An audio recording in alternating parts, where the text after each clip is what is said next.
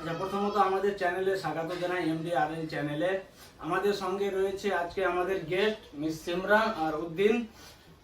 কালকে ইনাদের গান রিলিজ হয়েছে মেহেরবানিয়া। তার হিরো বা হিরোইন দুটোই আছে আমাদের সঙ্গে। তার কাছে জেনে নেব যেরকম গান আগে তো আমরা দেখেছি, যেরকম মালদা টাউন আরো দেখেছি সিমরানের, আর উদ্দিন দা তো আরো ভিডিওতে পপুলারই আছে, তবু আর গান নতুন করলো, এটা তার উদ্দেশ্যটা কি বা কি রকম আমরা জেনে নিব। উদ্দিন দা প্রথমত পরিচয়টা দিয়ে দাও।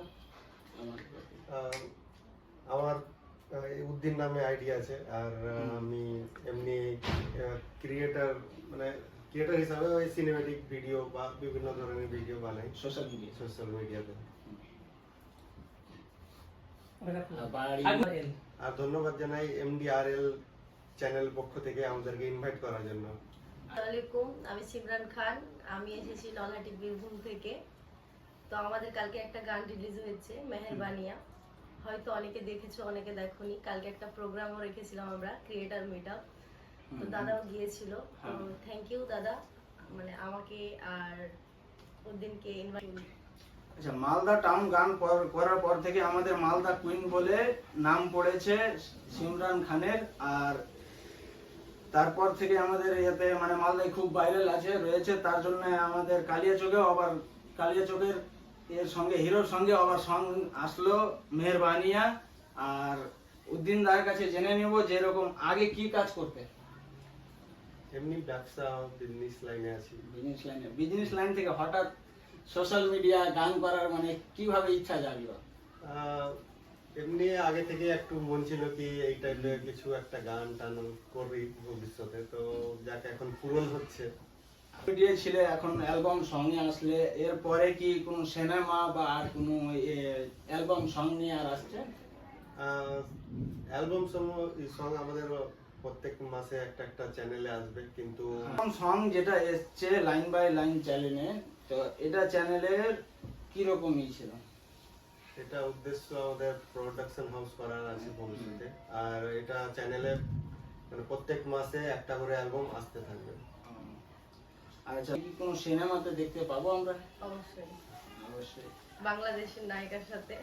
হ্যাঁ, অবশ্যই। তার থেকে এখন আমি অনেক ছোট আছি, অনেক কিছু শেখার বাকি আছে। তো ওটা সিক্রেটই থাক, কিন্তু কিছু আসছে। আচ্ছা, জেনে নিব আমরা যেরকম প্রত্যেকটা তো অ্যালবাম হচ্ছে, তো সবচাইতে প্রথম যে ভিডিওটা ভাইরাল হয় সিমরানের, সেটা কোনটা? সব থেকে প্রথম ভিডিও আমার ভাইরাল হয়েছিল পল্লীগ্রাম মিউজিকে, আগুনকের সাথে করেছিলাম নীলখামে। সেটা গানটা ভাইরাল হয় হ্যাঁ, প্রথম। ওই চ্যানেলে আমার দুটো গান ভাইরাল হয়।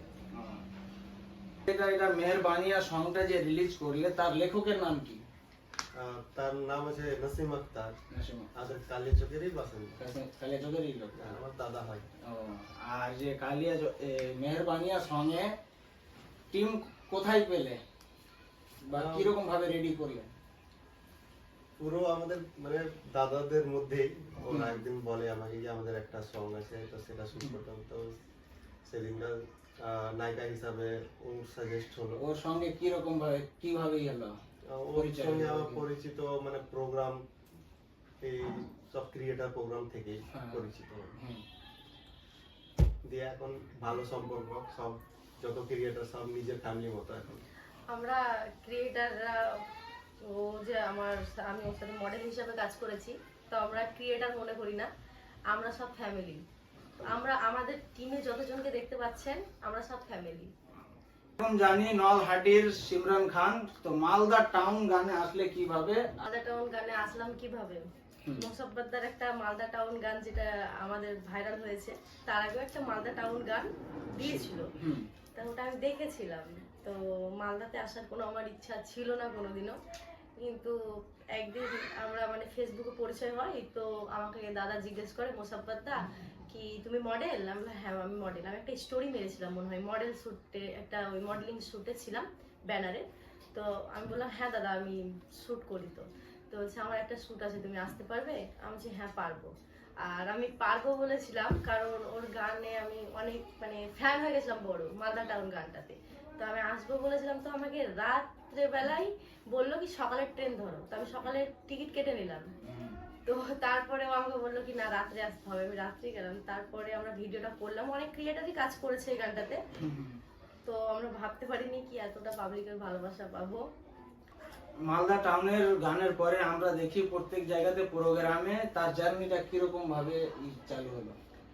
আমার জার্নি চালু হয়েছে, আমি পড়াশোনা করেছিলাম নলহাটি গার্লস স্কুল থেকে। তো ক্লাস 8-এ যখন পড়ি, তো একটু মানে ফ্যামিলি মা বাবার প্রবলেম হতেই থাকে, ওটা মানে একটু বাচ্চা বয়সে হয়। তো আমার বাবা রাগ করে বলেছিল বাড়ি থেকে বেরিয়ে যা। তো ওই টাইমে মনে হয়েছিল কি বাবা মনে হয় আমার বিয়ে দিয়ে দিবে।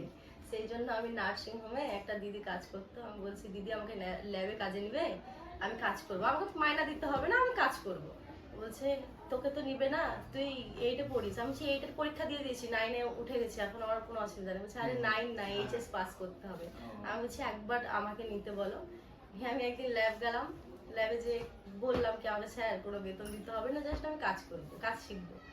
তো ওখানে আমি 3 মাসে অনেক কাজ শিখে গেছিলাম। তারপরে হয়তো 10-12টা নার্সিং হোমে কাজ করেছি, মানে নার্সের সার্টিফিকেটও আছে আমার।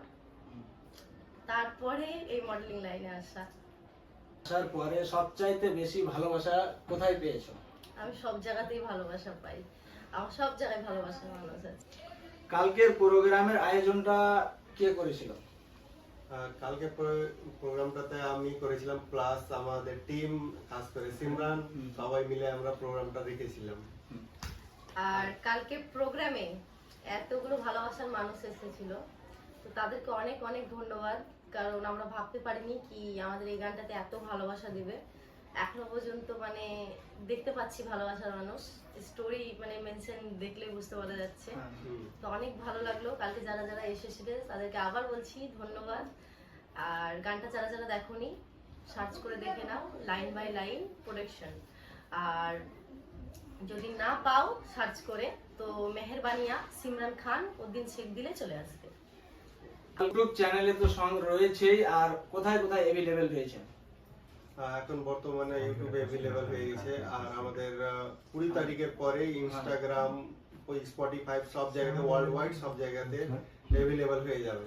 যেরকম ইনস্টাগ্রামে শর্ট করলেও পাওয়া যাবে, ইউটিউবেও পাওয়া যাবে।